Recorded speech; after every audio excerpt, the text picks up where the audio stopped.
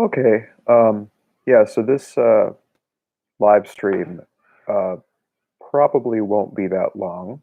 Um, Regardless, I want to talk about Kant a little bit. And my big problem with Kant's critique of pure reason is that it seems to me to unconsciously contradict itself in a fundamental way. Um, From what I can tell, Kant's critique of reason necessarily uses reason to criticize it, right? So ultimately, Kant's critique of pure reason uses reason to mount the argument against it. And so ultimately, Kant's fundamental error is that he steps, perhaps unconsciously, into a contradiction. Um, and ultimately, in critiquing reason, uses reason to mount that critique.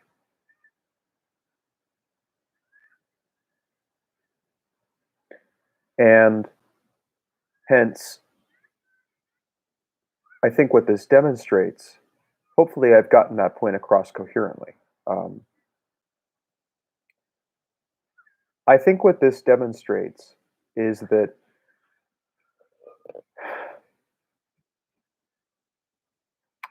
as much as some epistemologists and philosophers have attempted to cast doubt on whether humans can know truth,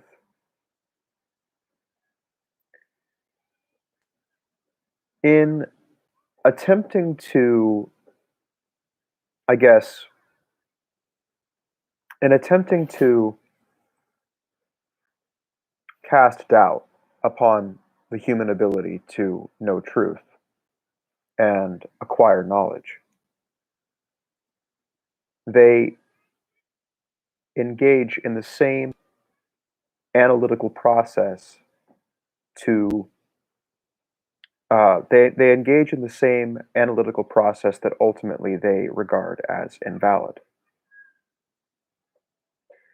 And I think this is and thus, in this sense, what I'm saying really is that, and this is a very complex, difficult to express thought, and a difficult point to make um, in a simplified way.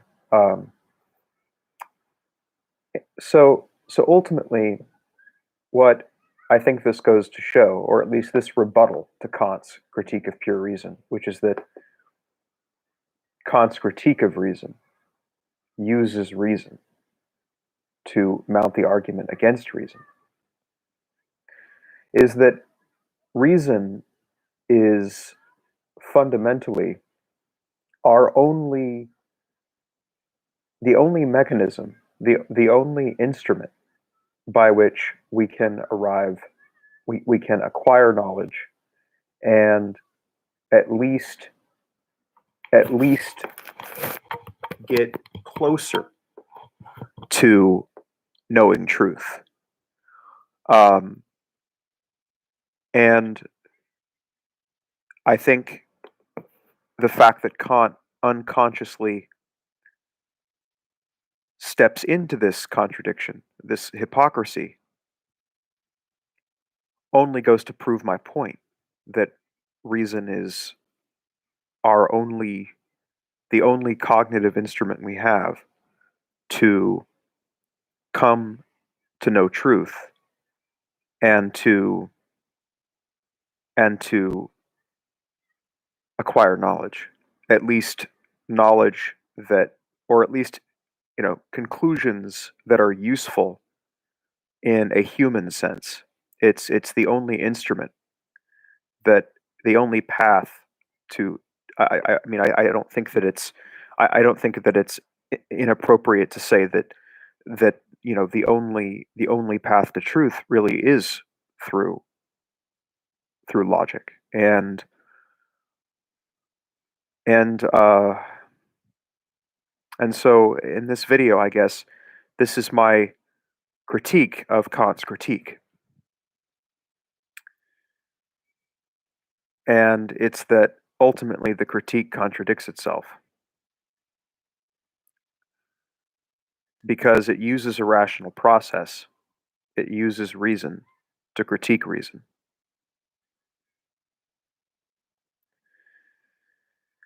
I've heard, at least in some discourse that I wasn't engaged in, but spectated, watched essentially. I heard something. Maybe this is a mischaracterization of what I heard, but I heard something to the effect of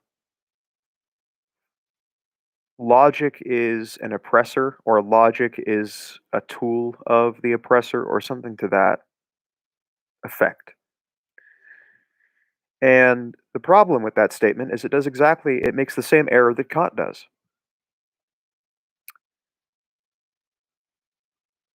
which is that it uses logic to make an argument about logic.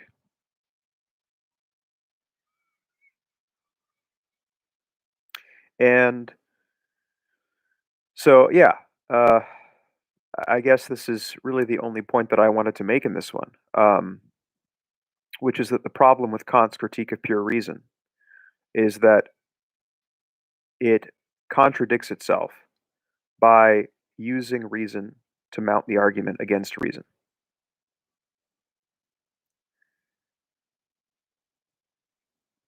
And that amounts, I think, to a pretty severe contradiction.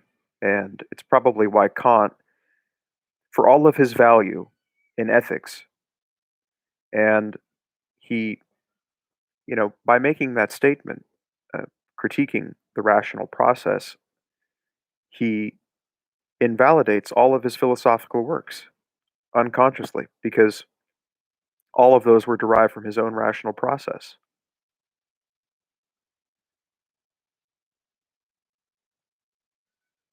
So, um, yeah, uh, yeah, that's really the main point that I wanted to make. And I'd love to hear, some audience thoughts on this, and what you think about Kant. I mean, yeah, I think he has, as I was saying, he does seem to have quite a bit of value in um, with regard to ethics and his notion of human dignity, and he essentially allows us to he builds a philosophical framework with which we can counter the issues with utilitarianism.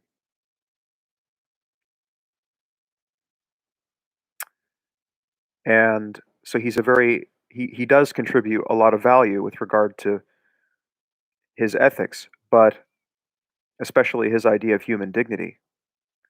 But he seems to contradict himself with his critique of reason.